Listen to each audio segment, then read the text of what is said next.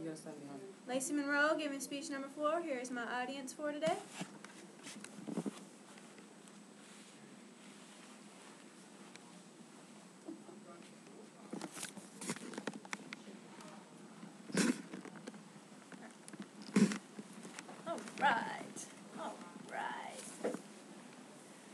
Alright, so do either of you know of anybody who's been in an alcohol-related accident that's been killed or seriously injured due to some drunk driving incident?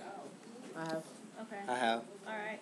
Well, today I'm going to talk about why I believe smoking in public should be banned from public areas due to the fact, just like alcohol, drunk driving can kill people, secondhand smoke, if you're around it all the time or you constantly go to constantly in places that smoke or what have you, secondhand smoke is very serious too.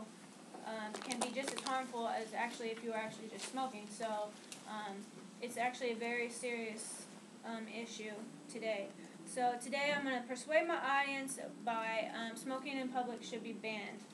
Alright, have you ever walked into a restaurant or bar smelling like an ashtray after spending numerous hours after getting ready?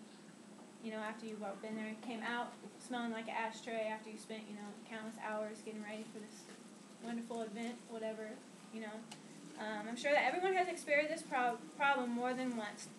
Smoking in public restaurants is an annoyance to many people everywhere and not only aggravating to non-smokers, but can be also very hazardous to the health. A study in Helena, Montana found that a ban on smoking in public places resulted in 40% reduction in hospital administration for heart-related illness during a 6-month period in which public smoking was banned. Another study found that heart attack rates in Pueblo, Colorado dropped 27% in 18 months after a smoking ban was imposed in bars, restaurants, and other public places. The American Society of Heating, Refrigeration, and Air Conditioning Engineers, the independent trade organization of ventilation industry, has admitted that the only way to efficiently eliminate health risks associated with indoor exposure to secondhand smoke is to ban smoking activity. In other words, once the toxic chemicals and tobacco get into the building and its ventilation system, whether it be from smoking within the building or from being drawn from outside the building in, even the best air filters cannot make the air safe for people in the building. Some of the resources I used were ash.org, indefiniteadvice.com, associate.com, associatecontent.com, and msnbc.com. Today I'm here to persuade my audience why I think banning smoking in public places should be banned. First I'm going to talk about supporting evidence, why I believe, or evidence that has been found why it should be banned. Then I'm going to move into why smoking in public is harmful to the non-smokers. Then next I will talk about the reduction of litter by banning public smoking. So first I want to begin my speech giving a few facts and statistics about what smoking in public has done or how harmful and stuff it is. The biggest argument in today's world with this topic boils down to a person's freedoms and rights. Many people believe that there should be able to go to a restaurant, bar, beach, work, etc., and have the right to smoke without being frowned upon.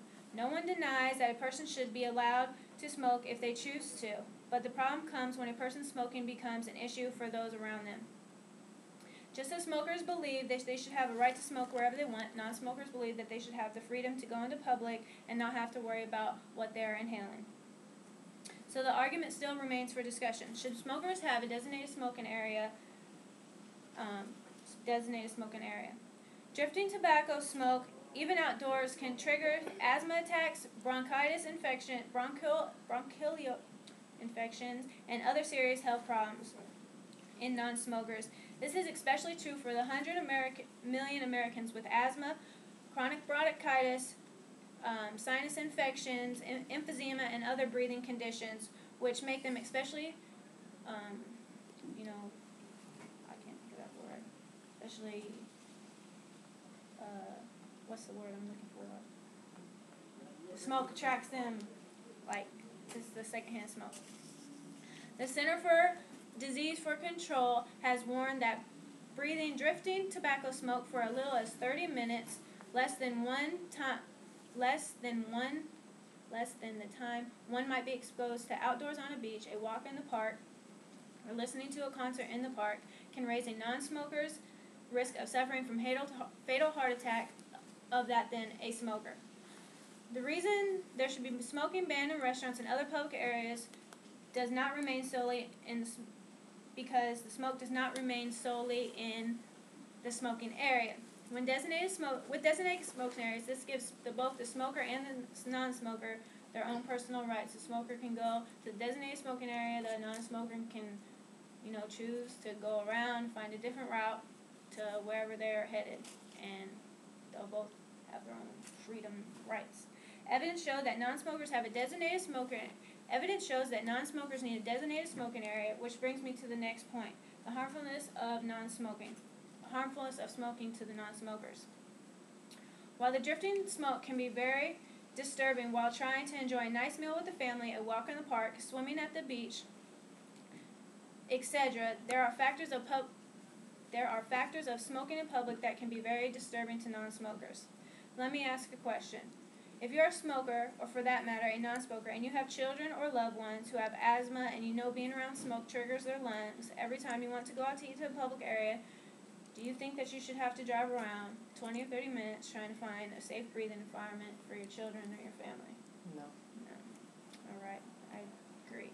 People with heart problems and asthma, bronchitis, or other lung problems are particularly at risk when exposed to secondhand smoke. Children's lungs are still developing and highly susceptible to damage from toxins and contaminants, partly those found in cigarette smoke. Tobacco smoke and secondhand smoke has been found to contribute to SIDS, asthma, and other respiratory problems. Smokers do have a right to their freedom. However, the entire United States has a right to be able to remain smoke-free and have freedom from secondhand smoke. Should a person have to worry about every time they go into public whether their health is in danger due to secondhand smoke? The answer, of course not. A person should have the freedom to go wherever they want without having to worry about filling their lungs with secondhand smoke. Now let me discuss the supporting facts about banning public smoking and the reduction of litter. While not a primary argument for this certain topic, more supporting evidence shows that public smoking ban would reduce the amount of litter. Cigarette butts discarded by smokers constitute the overwhelming majority of litter on beaches as well as many other public areas such as parks, playgrounds, sidewalks, etc. Smoking bans have been shown to substantially reduce the litter and therefore the cost of cleaning up beaches and the outdoor areas, as well to improve the overall appearance and attractiveness of the area.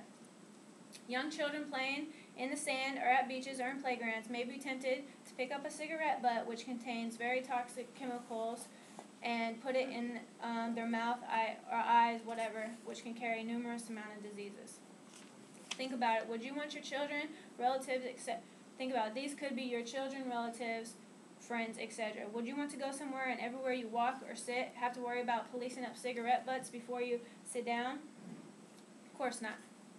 In conclusion, I have brought up many different arguments of factors of why I believe there should be a ban on smoking in public areas, and that smokers should have their own designated area. Supporting statistics of how harmful secondhand smoke is and the amount of litter from cigarette butts. Overall, banning public smoking would make for a much healthier environment, not only for the non-smokers but the smokers as well. I hope that I was able to persuade my audience about why I believe that there should be a ban on smoking in public areas, and I appreciate y'all coming out to listen to the speech.